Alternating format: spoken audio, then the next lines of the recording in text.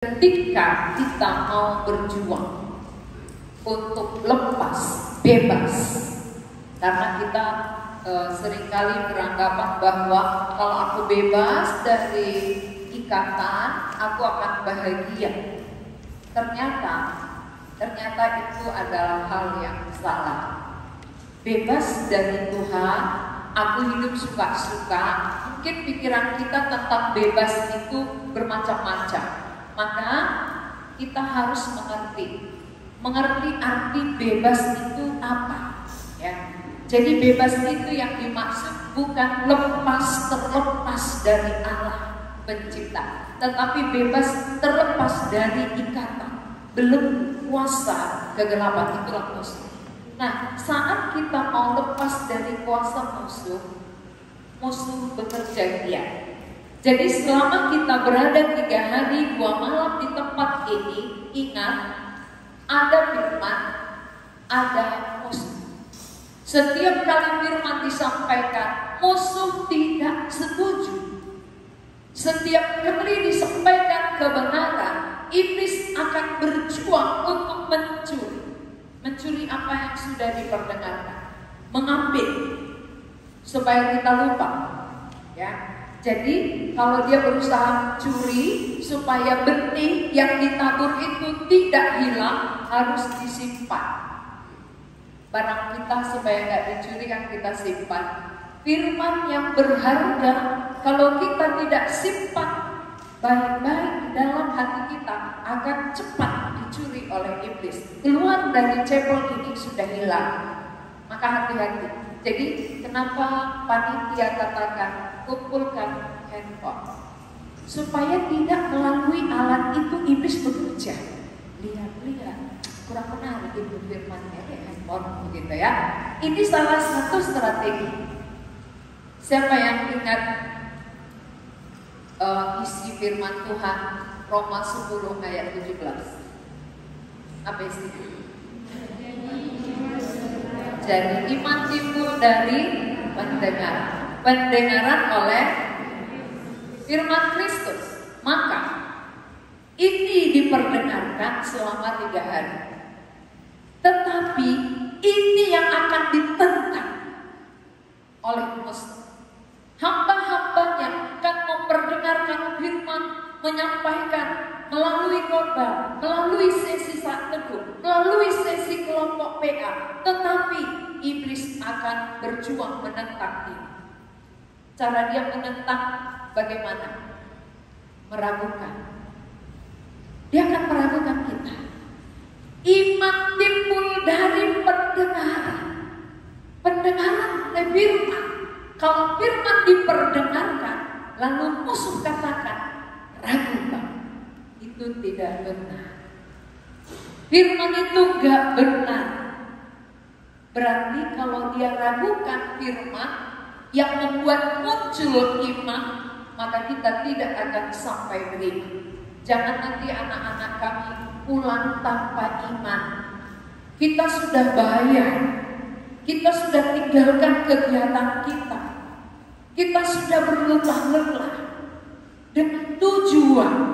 Mungkin banyak motivasi awalnya, main-main, happy-happy, foto-foto dan sebagainya. Tapi ingat, apapun motivasi kita, kalau kita tidak sampai kepada iman, kita tidak akan mendapatkan kebebasan.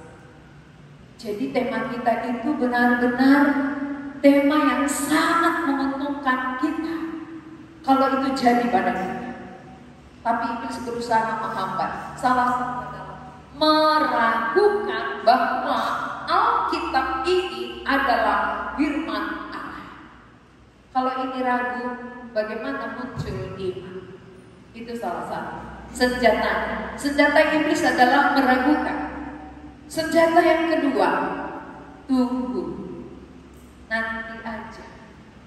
Nanti just asik aja, asik kemerah-merahan, asik muda, panjang perjalanan, ngapain serius?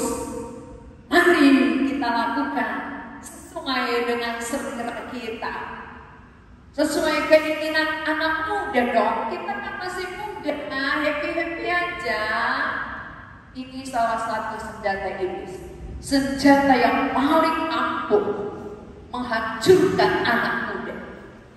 Tunggu, nanti sebentar lagi, puaskan dulu. Sesudah puaskan dulu, mati. Katanya anak muda ya, mari senangkan hati, mari senangkan pikiran, lupakan semua masalah. Ini membuat kamu merasakan seperti surga. Dan begitu ya. Akhirnya coba. Coba. Kita coba. Bagaimana rasanya? Ya, udah. Hilang.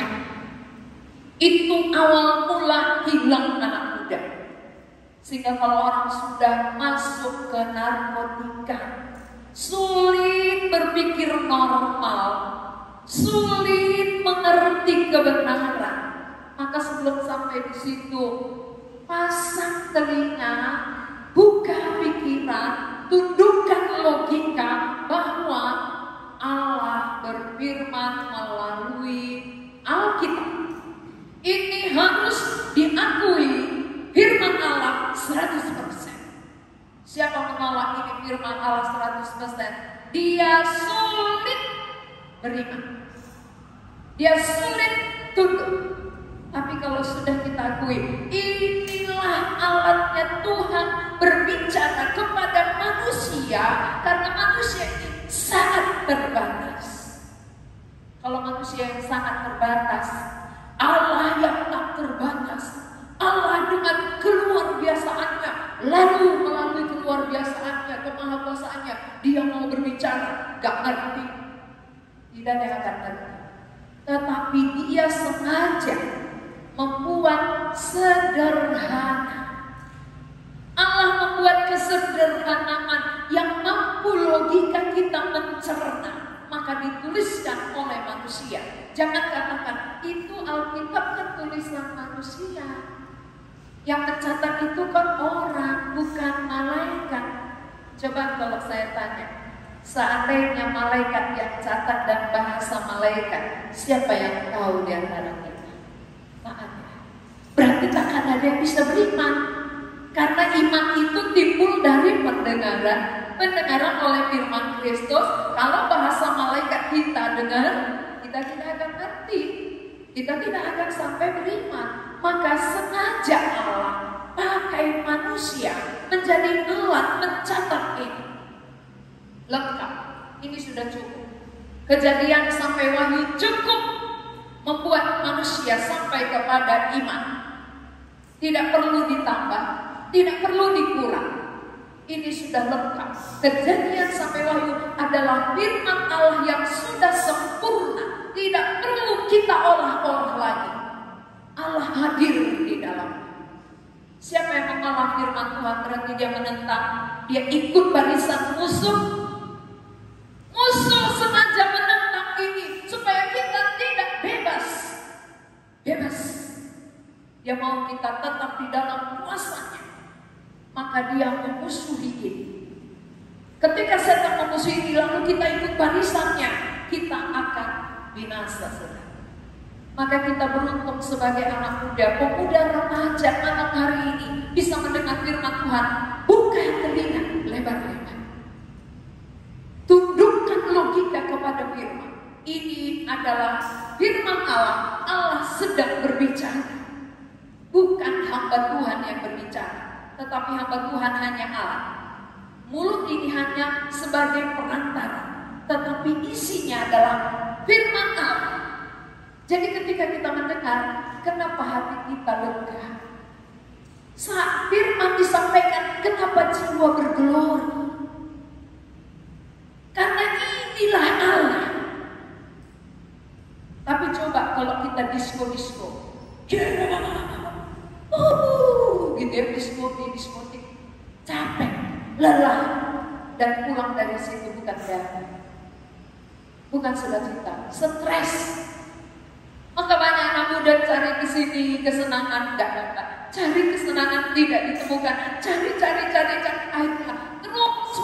terus mencari. Padahal Allah sumbernya. Allah datang. Allah berfirman kepada kita. Lewat itu kita akan menemukan apa yang kita cari. Apa yang kita butuhkan. Ada jawaban pada Allah. Allah kita itu pencipta. Allah itu yang mengukir pikiran kita, mengukir diri kita, tubuh kita. Semua Dia punya. Maka Dia yang paling tahu perasaan kita. Dia yang paling tahu pergumulan kita. Dia yang paling mengerti apa isi hati kita.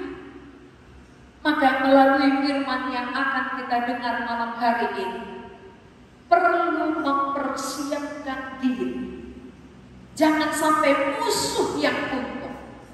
Ketika musuh kita izinkan masuk, kita punya kerugian besar. Tapi ketika Allah kita izinkan berkarya di dalam kehidupan kita pulang dengan keuntungan besar. Jangan izinkan setan yang beruntung di dalam diri kita. 2 senjata ampuh. Banyak senjatanya, tapi yang saya sampaikan malam ini 2 aja cukup. Meragukan firman dan disuruh menunda waktu. 2 poin. Ya, ragukan firman supaya kita tidak beriman. Ya, suruh tunda kesempatan supaya kita tidak punya kesempatan. Tuhan katakan, inilah waktunya. Inilah kesempatan itu. Ini waktu Allah berkenan. Tidak gampang mengadakan Bible camp seperti ini. Penuh pergumulan, penuh perjuangan para panitia, gak gampang. Untuk mengumpulkan dana-dananya, gak gampang. Ya, penuh pergumulan perjuangan. Kenapa? Ada yang paling berharga, yang mau disampaikan. Supaya kepada pemuda remaja ini sampai dan tidak dihancurkan oleh musuh. Kalau kita nggak dibenahi sekarang, kita akan menjadi generasi yang hancur, babak belur dibuat oleh setan. Jadi sebelum saudara babak belur, kita akan mendengarkan firman. Inilah jawaban keluar daripada tipuan demi tipuan setan. Tipuannya meragukan firman, tipuannya menunda-nunda kesempatan. Mari kita baca dari Kejadian pasal yang kedua. Tundukkan pikiran saudara. Dengarkan apa yang Tuhan katakan. Supaya Roh Kudus leluasa bekerja di dalam diri saudara. Kejadian pasal yang kedua ayat 16 dan 17. Kita akan baca kaum pria 16, kaum wanita 17 bergantian. Dimulai dari kaum pria 2-3 ayat.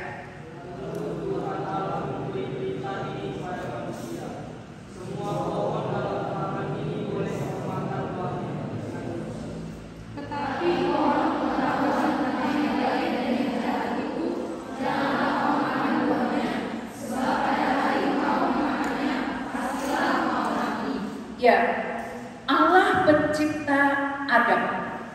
Adam adalah manusia pertama.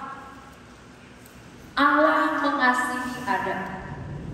Allah peduli kepada Adam. Dan Allah memberikan tempat bagi dia, Taman Eden. Dan sesudah ada tempat tinggalnya Taman Eden, dia juga memberikan kebutuhan mereka, makanan. Makanannya gak seperti makanan kita ayam goreng, tetapi buah-buahan. Dia diberi makan yang sangat banyak, jenis buah-buahan yang bermacam-macam. Lalu Tuhan katakan apa? Semua buah pohon ini boleh kau makan buahnya dengan bebas. Ini kata bebas pertama ya. Semua buah dalam taman ini boleh kau makan buahnya dengan bebas. Silakan pilih yang mana saja. Tidak ada ikatan, tidak ada kematian, tidak ada yang pantangan. boleh, bebas. Semua boleh. Tetapi ayat 17, pohon pengetahuan yang baik dan yang jahat itu janganlah kau makan buahnya. Ini satu larangan. Semua boleh, tapi satu, pohon pengetahuan tentang yang baik dan yang jahat jangan kau makan buahnya. Sebab pada hari kau memakannya pastilah kau mati. Pada hari kau memakannya pastilah kau mati. Oh, ini seringkali anak muda tanya, mengapa Tuhan buat ada pohon larangan? Kalau tadi gak ada pohon larangan kan gak ada dosa gitu ya. Saudara tahu apa tujuan Allah membuat larangan ini? Dia bukan mengekang kita, dia bukan mengikat kita, tidak. Tetapi dia menyatakan bahwa dia Allah, kita hanya ciptaan. Itu saja.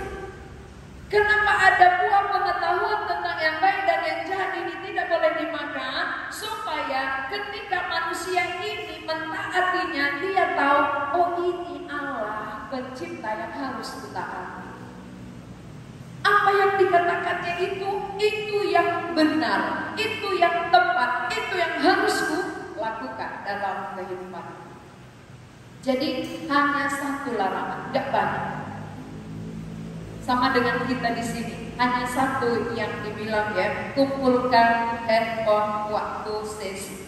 Kan gak banyak kali aturannya ya, gak terlalu banyak. Ini pun hanya satu, jangan makan ini ya. Ini membedakan antara engkau sebagai ciptaan dengan aku sebagai Allahmu. Maka ada larangan hanya satu. Jadi kalau demikian, kalau hanya satu larangan untuk membedakan antara manusia ciptaan dengan Allah pencipta, tentu Allah pencipta punya tujuan. Tujuannya itu apa? Tujuan Allah membuat larangan ini supaya hubungan antara ciptaan dengan pencipta terpelihara, tetap terpelihara dengan baik. Ya, mari kita perhatikan gambar yang di depan. Ini kereta api, ya. Kereta api ini dia bebas. Kereta api bebas berjalan kalau dia berada di rel. Ini ada relnya ya. Kereta api akan bebas berjalan dengan laju yang cepat selama dia di dalam rel. Bagaimana jadinya kalau kereta api keluar rel? Gak bisa jalan. Dia mau bebas. Aku tak mau terikat dengan rel, aku mau keluar, aku mau sebebas-bebasnya. Kalau kereta api keluar dari relnya, dia tidak bisa mencapai tujuan. Dia tidak akan bisa berjalan, walaupun dia gak bawa apa-apa, tapi gak akan mencapai tujuan. Walaupun kita gak gak bawa apa-apa, tapi kita juga tidak akan mencapai tujuan kita hidup. Ini yang pertama, rel kereta api dibuat untuk kereta api. Ini menjadi ikatan, satu hubungan yang sangat baik. Tujuan rel itu menolong kereta api, ya, itu menolong dia untuk melakukan perjalanannya dengan cepat. Berarti bukan mengganggu ya, bukan menghambat, tetapi justru menolong perjalanan lebih cepat lagi. Yang kedua, bus. Bus ini dia berjalan di jalan raya. Di jalan raya. Kalau bus katakan aku mau bebas, aku nggak mau terikat dengan jalan raya, aku mau ke hutan. Ya, apa jadinya kalau bus lari ke hutan atau ke sungai? Kecelakaan. Maka kehidupan kita sama seperti ini. Seringkali Allah membuat satu larangan ini supaya ada ikatan. tapi kita nggak mau terikat dengan Allah. Kita mau lepas dari Allah. Oh, aku nggak mau Tuhan. Aku nggak mau diatur. Aku mau hidup suka-suka. Ketika kita katakan kita mau hidup suka-suka, waktu kita kerjakan bukan malah membuat kita bahagia.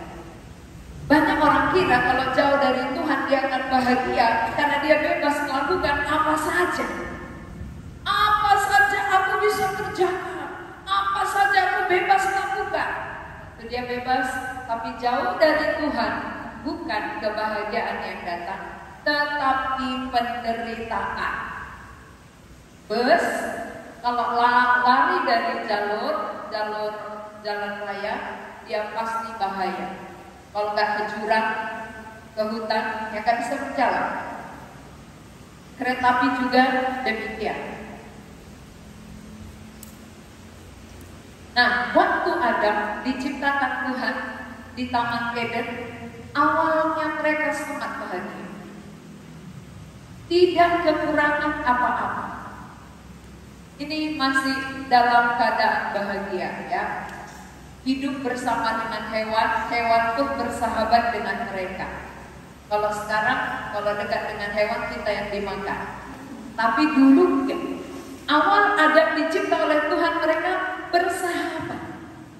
Maka Adam yang memberi nama kepada singa, kepada gajah, kepada harimau, kepada semut, Adam yang kasih nama sama.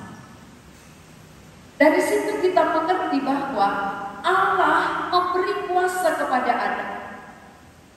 Allah tidak hanya melarang, Allah tidak hanya membuat ikatan, tapi juga Allah beri kuasa sehingga dia mampu memberi nama kepada seluruh hewan. Coba kalau kita sekarang sebutkan yang sudah ada, nama hewan 100 yang sudah ada itu pun kita pasti gak ingat.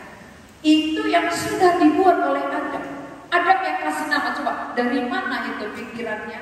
Dari mana kepintaran Adam? Dari mana hikmatnya? Dari Allah.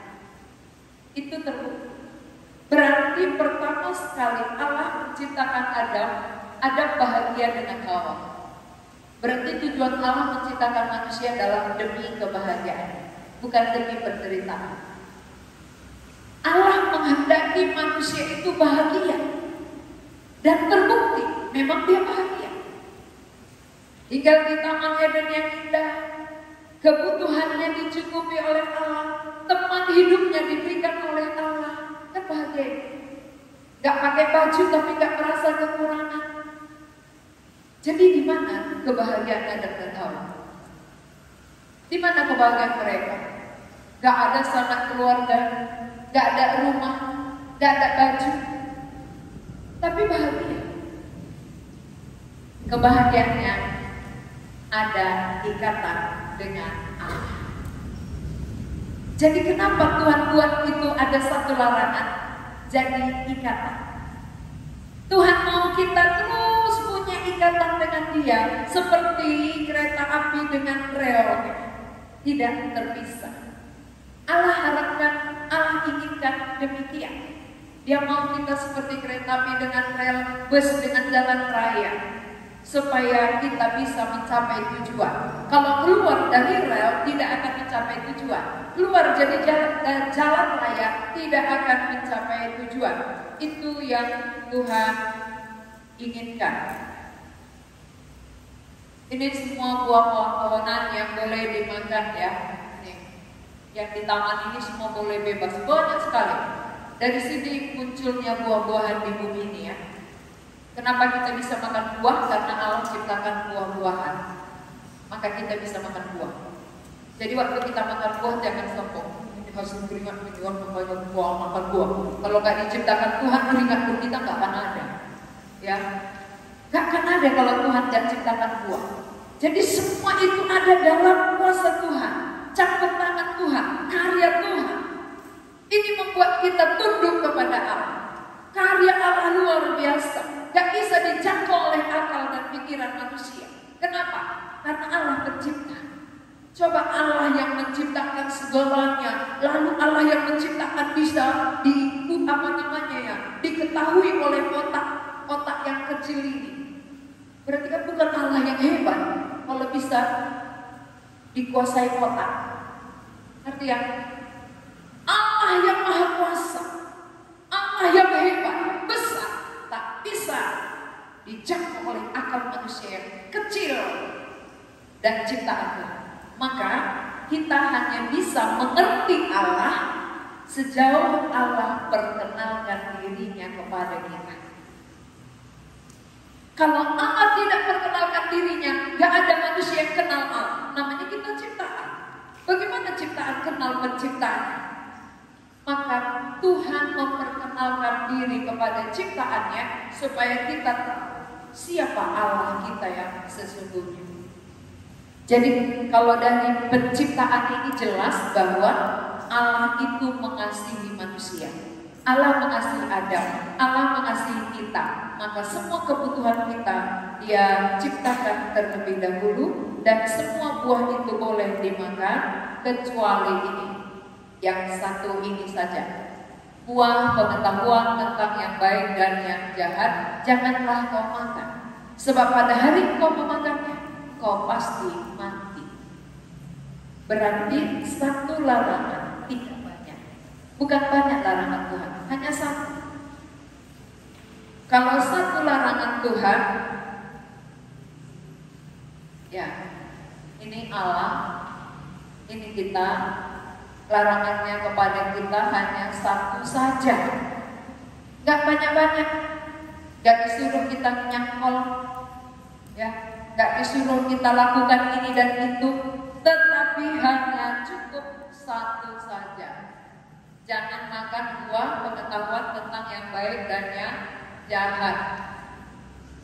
Kalau hanya satu saja, itu pun manusia langgar. Bayangkan, satu, bukan banyak larangan, hanya satu, itu pun dilanggar. Nah, maka orang yang taat akan bahagia karena hubungannya terpelihara dengan Allah. Jadi mengapa Adam dan Hawa awalnya sangat bahagia? Walaupun tidak ada apa-apa, tidak ada sanak keluarga, tidak ada baju, tidak ada rumah, tidak ada rumah sakit untuk berobat. Tapi kenapa mereka bahagia? Karena hubungan mereka dengan Allah terpelihara, terbina, baik ada. Tapi sesudah melanggar, ketika mereka melanggar, maka penderitaan mulai terjadi. Itulah maut. Waktu Tuhan katakan buah pengetahuan tentang yang baik dan yang jahat ini jangan kamu makan, sebab pada hari kau memakannya kau pasti mati. Itulah maut. Pada saat engkau memakannya, pada hari kau memakannya, engkau pasti mati. Jadikah dia mati? Apa yang Tuhan katakan pasti jadi.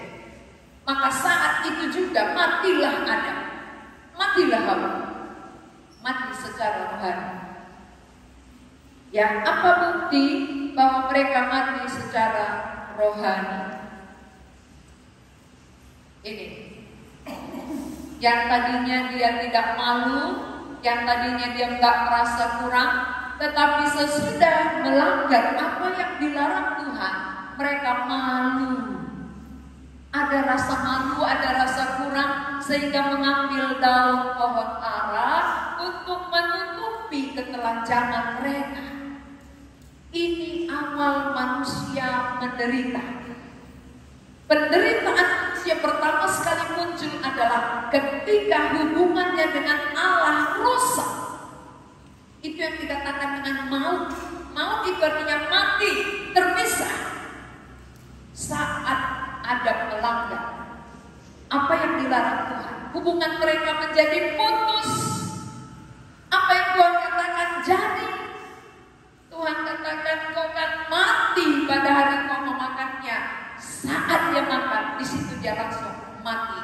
Di situ langsung dia merasa kurang, telanjang, malu, dan berusaha menutupi kekurangan dengan daun, saudara. Kalau daun yang menjadi pakaian kita berapa lama tahan? Sebentar langsung lagi. Itu artinya apa? apapun usaha manusia menutupi kekurangannya tidak akan berhasil. Seringkali kita berjuang menutupi kekurangan kita. Coba tanya sebelahmu, pasti pernah merasa kurang, hampa di dalam. Mengapa semua orang merasa hampa, merasa kosong, merasa kurang, tidak bahagia? Karena hubungan dengan Allah itu sudah rusak.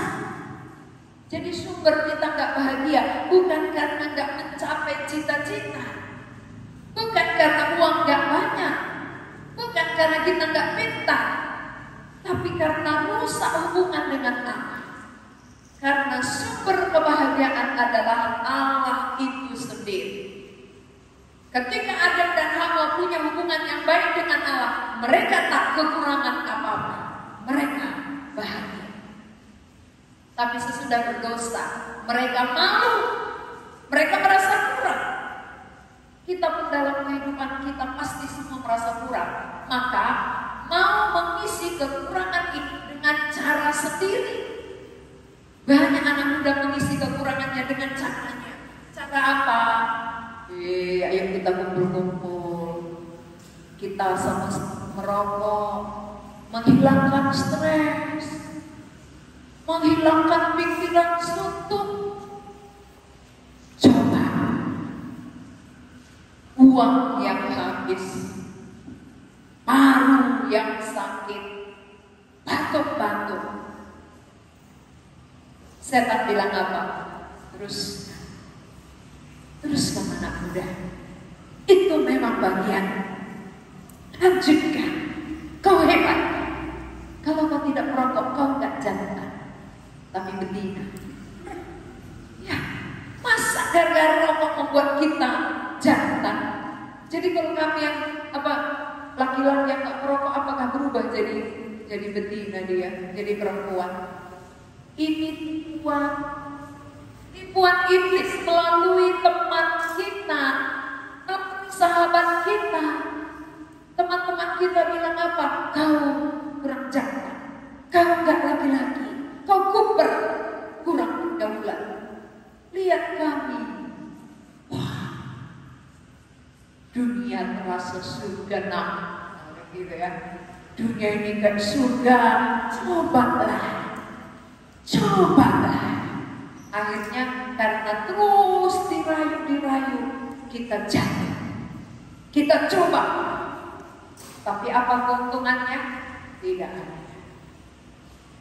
Lalu kita cari lagi yang lain. Oh, kok rupanya nggak dapat juga, sama aja. Hanya uangnya habis. Ini ada game online. Nah, rupanya ada game online ini asik loh. Jadi mari kita coba lagi ini. Ini mungkin menghilangkan stres pikiran dan ya, dan lain-lain sebagainya ya. Menghilangkan itu, mari di sini kita fokuskan. Habis waktu ke situ, mata rusak, otak rusak. Lihat, saya yakin kalian masih muda, harusnya berjiwa muda, harusnya punya semangat. Tetapi mengapa saat ini pemuda remaja hilang semangatnya? Kemana? Hanyut, larut di dalam handphone sampai tengah malam. Habis waktu, habis usia tertelan oleh bumi. Matilah saudara. Apa hasilnya? Setanlah bertempur. Maka perhatikan, tidak semua orang tahu, tidak semua orang tua kita juga belum tentu mengerti bahwa kalian sudah kena tipuan.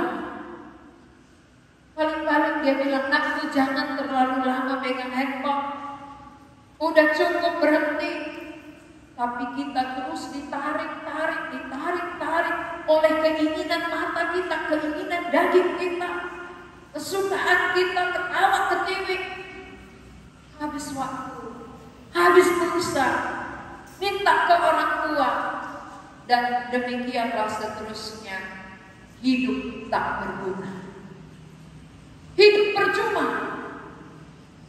Kalau kita nggak punya hubungan keterikatan dengan Allah, maka hidup kita akan menjadi sia-sia. Apapun yang kita perjuangkan, semua akan menjadi sia-sia. Tetapi tujuan Allah menciptakan manusia tentu ada. Gak mungkin Allah ciptakan tanpa tujuan yang jelas. Apa tujuan Tuhan menciptakan Adam dan Hawa? Tujuan Allah menciptakan mereka supaya mereka lah gambaran Allah. Mereka bisa mencitrakan Allah di dalam diri mereka. Tapi dosa merusak semuanya. Maka bukan lagi citra Allah yang kita citrakan melalui hidup kita, tapi justru musuh. Citra musuh yang terlihat melalui kehidupan kita. Maka Tuhan sangat sayang kepada kita. Walaupun kita telah jauh, walaupun kita sudah melanggar, walaupun kita bersalah, tapi Tuhan terus mengasihi. Dia tidak membiarkan manusia dalam penderitaannya terus-menerus. Maka kita perlu tahu kenapa dia diusir dari Taman Eden sesudah berdosa. Kenapa Tuhan usir keluar? Pergi keluar. Jangan lagi di sini. Karena Tuhan tidak mau mereka menderita terus-menerus di dalam dosanya. Karena kalau dia terus di dalam, ada di situ namanya pohon kehidupan. Kalau dia makan buah pohon kehidupan itu, dia akan hidup terus menderita. Maka keluar dari Taman Eden, ada penebusan dari dosa. Tanpa penebusan, manusia akan mati di dalam dosanya. Upah dosa ialah maut. Seperti yang Tuhan katakan, pada saat engkau makan, engkau pasti mati. Mati pertama sudah jadi. Bukan pikiran kita. Apa yang Tuhan katakan sudah kena. Pada hari engkau memakannya, engkau pasti mati. Mati secara rohani. Ini buktinya. Jadi firman Tuhan itu benar. Gak ada kepalsuan. Apa yang Allah katakan jadi. Inilah awal penderitaan di bumi. Mengapa kita semua mengeluh? Mengapa kita merasa kurang? Tidak ada kepuasan. Yang ada kekosongan, kehampaan. Bukan gak ganteng, bukan gak cantik. Kita cantik dan ganteng, tapi di dalam. Oleh karena hubungan dengan Allah telah putus, maka tidak ada kepuasan, tidak ada kebahagiaan. Jadi kalau demikian anak muda, di manakah kita menemukan? Di mana jawabannya? Apakah aku bebas jauh dari Tuhan, aku bahagia? No, bukan. Itu setan yang katakan. Setan bilang, engkau bisa bebas sebebas-bebasnya. Ngapain terikat dengan Allah? Kalau kau bebas melakukan apa saja, kau akan mengalami kebahagiaan. Bohong. Kebenaran, terikat dengan Allah, itulah kebahagiaan. Bukan justru jauh dari Allah. Siapa yang jauh dari Allah, berarti dia kena tipu, kena jerat setan. Kalau kita sudah kena jerat setan, hati-hati. Kita perlu pertolongan Tuhan. Hanya Tuhan yang bisa menolong. Tanpa Tuhan tidak ada yang mampu menolong saudara. Sesudah mereka merasa kurang, sesudah mereka hidup dalam ketelanjangan, berusaha menutupi dengan cara sendiri.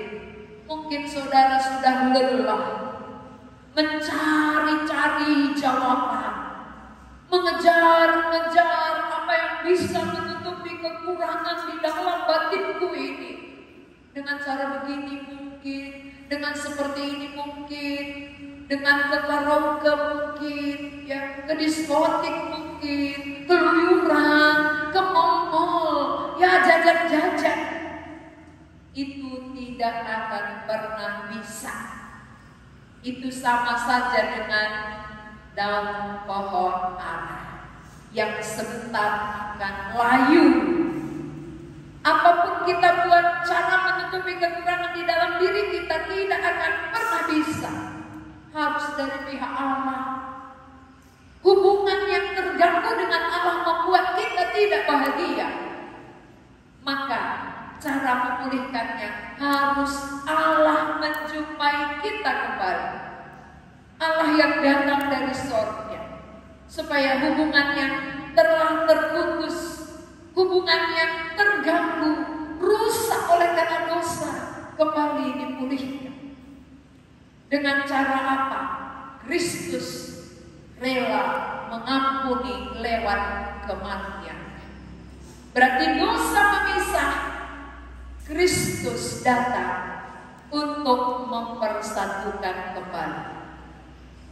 Jadi kematian itu sudahkah terjadi? Apa yang Tuhan katakan? Sudah. Pada hari kau memakannya, kau pasti mati. Langsung mereka mati saat itu juga. Langsung mereka ketakutan, langsung merasa kekurangan.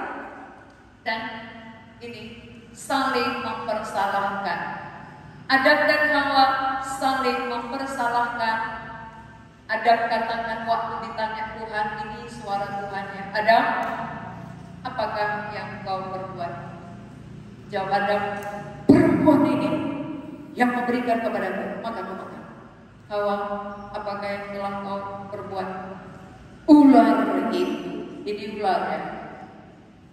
Ular itu yang mempertahankan aku, maka aku makan. Dosa sering sekali mencari kambing hitam, bukan kambing putih ya, cari kambing hitam. Selalu menuduh, mempersalahkan, melemparkan kesalahan kepada yang lain. Kalau tadi Adam bilang, ampun Tuhan, aku telah bersalah, selesai. Tapi dia tidak minta ampun, malah mempersalahkan Hawa, hampir mempersalahkan ular. Sering kita dalam kehidupan ini seperti ini. Sering sekali saling mempersalahkan. Ini akibat dosa tadi. Dosa membuat kurang, dosa saling mempersalahkan, dan dosa juga ini mati secara rohani, takut berjumpa dengan Tuhan sehingga bersembunyi. Jadi salah satu tanda ciri orang yang mati rohaninya adalah takut berjumpa dengan Tuhan. Itu ciri. Maka Adam dan Hawa bersembunyi dari hadapan Tuhan. Oleh karena apa? Karena takut jumpa. Kenapa ada rasa takut? Padahal Tuhan sangat sayang. Tuhan mengasihi. Kalau Tuhan sayang mengasihi, mengapa kita takut?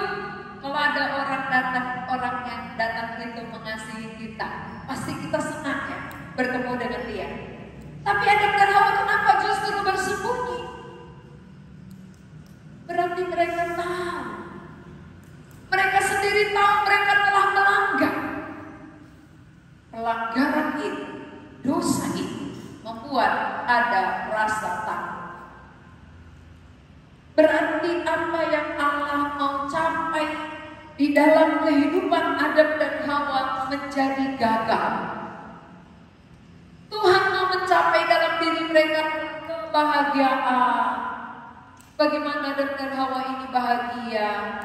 Bagaimana mereka bisa menggambarkan Allah melalui hidup mereka yang saling mengasihi? Tapi semuanya itu telah sirna. Semua telah hilang. Jadi tujuan Allah di dalam diri mereka gagal, tidak tercapai. Itu yang dikatakan dengan kereta api keluar dari rel, tidak mencapai tujuan, gagal. Manusia yang putus hubungan dengan Allah tidak akan mendapatkan kebahagiaan. Karena tujuan Allah menciptakan manusia, bagaimana kita bahagia, bukan bagaimana kita bahaya, bukan bagaimana kita menderita, tertekan, bukan. Tapi supaya kita bahagia. Lalu mengapa sampai sekarang kita tidak mengalami kebahagiaan? Karena kita sudah melanggar. Kita keturunan Adam dan Hawa, nenek moyang kita melanggar apa yang Tuhan katakan. Maka akibatnya adalah maut. Jadi maut itu 3 ya. 1 mati rohani, 2 mati jasmani, 3 mati kekal. Ini maut. Pada saat kau makan kau pasti mati. Orang sering bilang gini, ada gak mati kok, masih jalan-jalan dia kok, berarti kan gak mati. Secara jasmani masih hidup. Kenapa gak langsung mati jasmaninya waktu dia makan itu? Kalau dia langsung mati, dia kan gak bisa melihat firman itu genap atau tidak. Ya, maka Tuhan gak bisa ambil. Kalau langsung mati dia akan melihat penggenapan firman Tuhan. Tapi ketika dia masih hidup, dia masih melihat penggenapannya di dalam diri anaknya. Siapa anaknya yang mati jasmani? Habil. Dibunuh oleh siapa? Abangnya sendiri. Itu mati jasmani. Berarti genap ya. Mati rohani sudah genap, mati jasmani pun genap. Dia mati pada anaknya, gak pada dia. Dimulai pada Habil, tetapi mati jasmani akan terus terjadi dari generasi kepada generasi. Maka sampai sekarang kita semua sudah ada keluarga yang mati kan? Siapa yang belum ada keluarganya mati? Gak ada. Berarti semua kita akan mati. Kalau semua kita akan mati, apa yang kita perjuangkan? Apa yang mau kita perjuangkan? Toh mati. Kalau tidak ada hubungan kita yang baik dengan Allah, kebahagiaan di bumi tidak menjadi milik kita, kehidupan kekal juga tidak menjadi milik kita, maka kita harus yang paling malam di bumi. Hidup tidak berguna, hidup tidak mencapai tujuan Allah, mati tidak bersama kita. 2 kali rugi. Itu yang dikatakan malam. Jadi anak-anak kami, ini kesempatan bagi kalian untuk tidak malam. Kesempatan bisa bersekutu kembali dengan Allah. Karena tanpa persekutuan dengan Allah tidak akan ada kebahagiaan. Kalau ku cari damai, hanya ku dapat dalam Yesus. Caraku cari ketenangan, hanya ku temui di dalam Yesus. Tak satu pun dapat menghiburku, tak seorang pun dapat menolongku. Hanya Yesus jawab hidupku. Kita nyanyikan bersama ya. Kalau ku cari damai, 2, 3 ya. Kalau ku cari damai, hanya ku dapat dalam Yesus. Kalau ku cari ketenangan, hanya ku temui di dalam Yesus. Tak satu pun dapat menghiburku, tak seorang pun dapat menolongku. Hanya Yesus jawaban hidupku. Bersama Dia, bersama Dia hatiku damai, walau hidup bersama Dia hatiku tenang, walau hidup penuh tantangan. Tak satu pun dapat menghiburku, tak seorang pun dapat menolongku.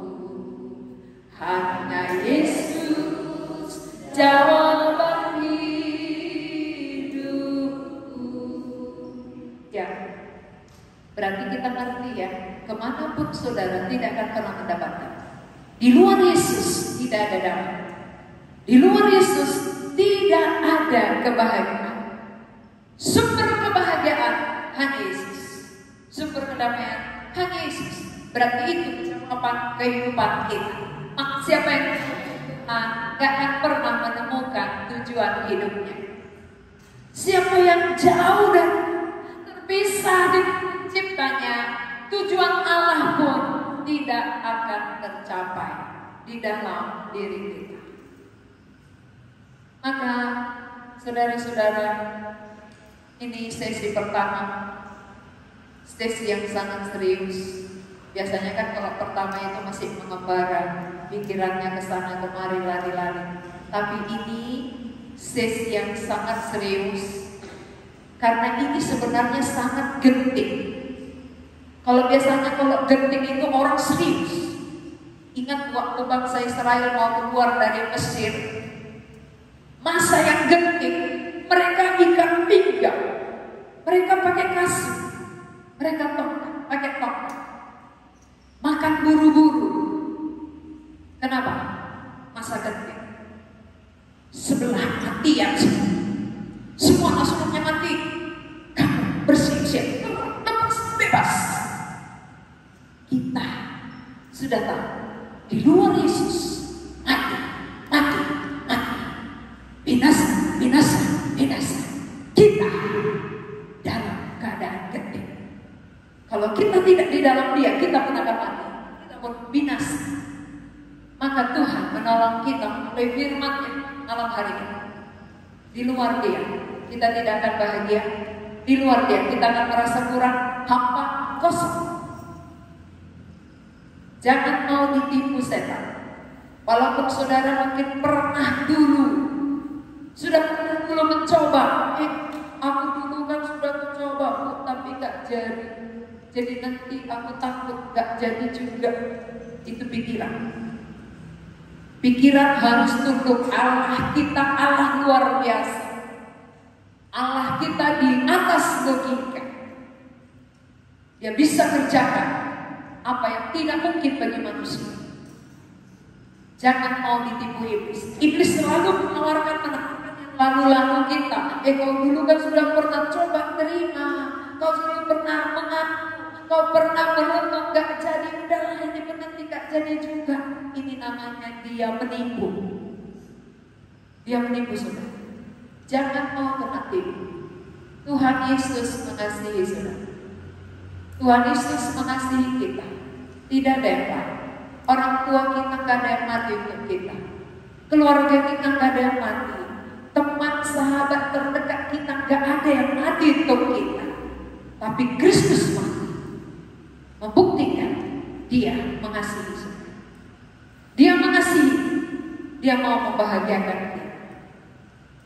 Kalau kita mau bersekutu kembali dengan Dia, kebahagiaan itu akan kembali menjadi milik kita. Tapi kalau kita terus jauh terpisah dari Dia, berarti kita keluar rel. Siapa yang keluar dari rel, dia tidak mencapai tujuan, dan dia akan mengalami penderitaan demi penderitaan yang dimaksud dengan maut.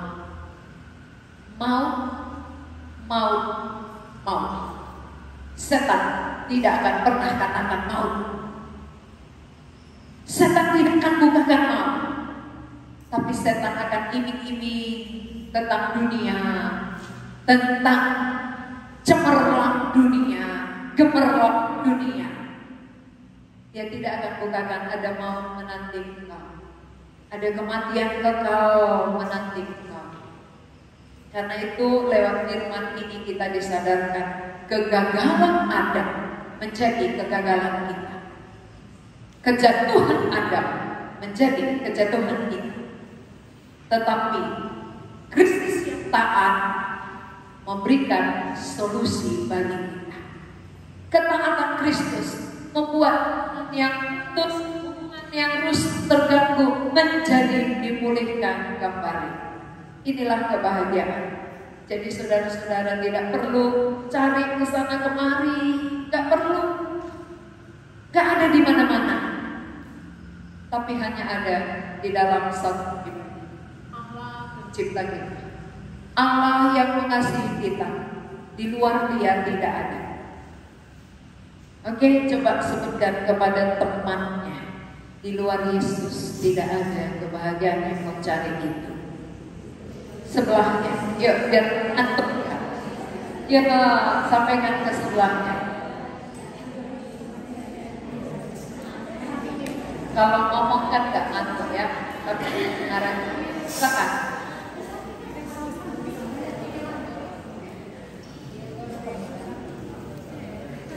Gunung tinggi ku naik mencari damai, ke lembah jurang ku turun mencari damai. Namun akhirnya damai tiada ku dapati juga, kecuali hanya di dalam Yesus Tuhan. Tahu lagunya? Ya, dan nanti terekamnya. Kiki sambil berdiri, sambil gerak ya. Ya, gunung seperti naik ya. 2, 3, ya. Ke gunung tinggi ku naik mencari damai. Ke lembah jurang, ke lembah jurang ku turun mencari damai. Namun akhirnya damai tiada ku dapati juga, kecuali hanya di dalam Yesus Tuhan. Oke, ke gunung tinggi, coba ke sebelah kanan. Ke sana ya, ada ke sana. Ke gunung tinggi ya, dengan musik. Ya, semua ada ke sana. Ke gunung sana gunungnya ya. Lembah tinggi ke bawah. Ya, seolah-olah gunung ke sana kita cari damai.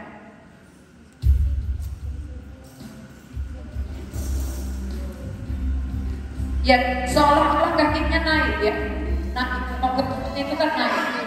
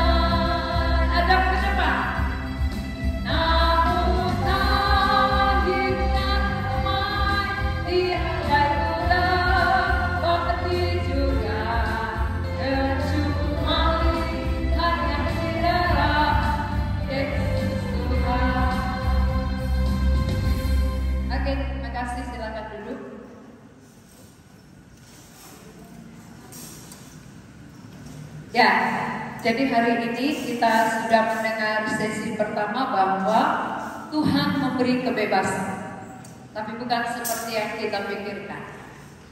Kita pikirkan bebas itu jauh dari Tuhan.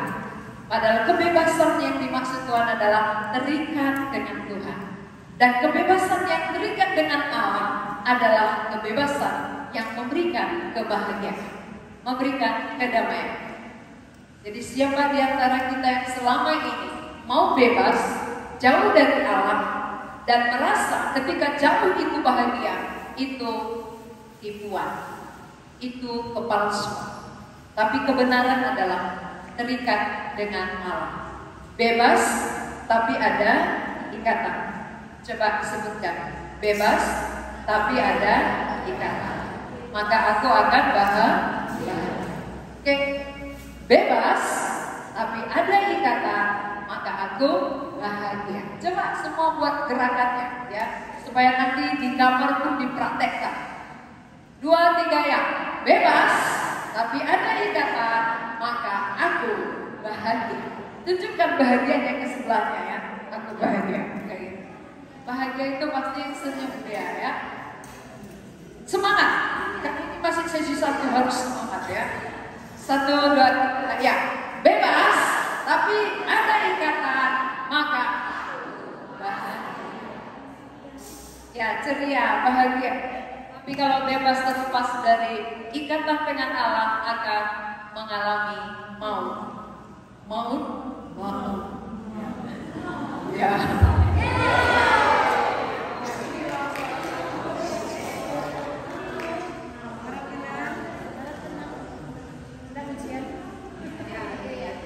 Inilah salah satu maut.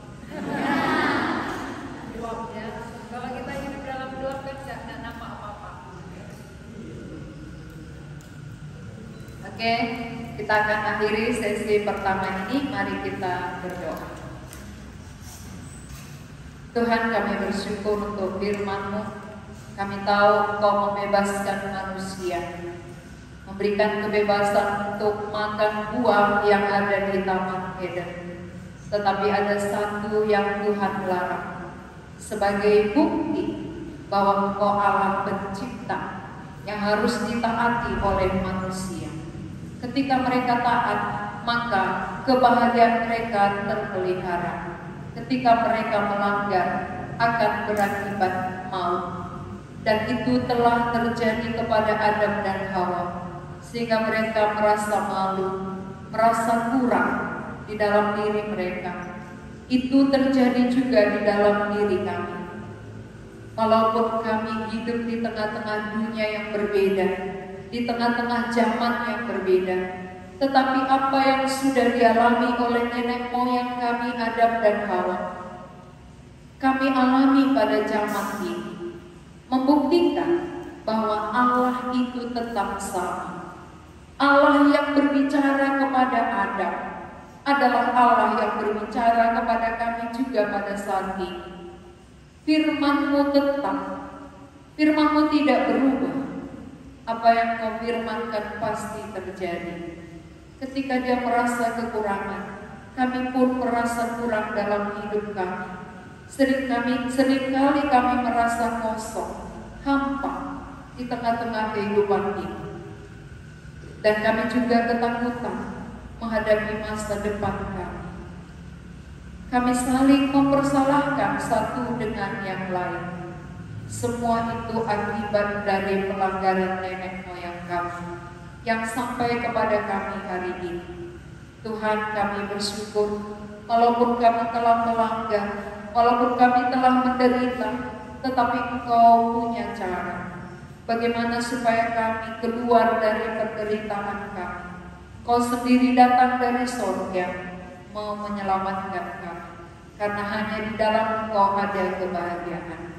Berkatilah firman-Mu, berkatilah kami yang sudah mendengarkannya, supaya firman itu mendapat tempat di dalam hati kami. Dalam nama Tuhan Yesus kami berdoa.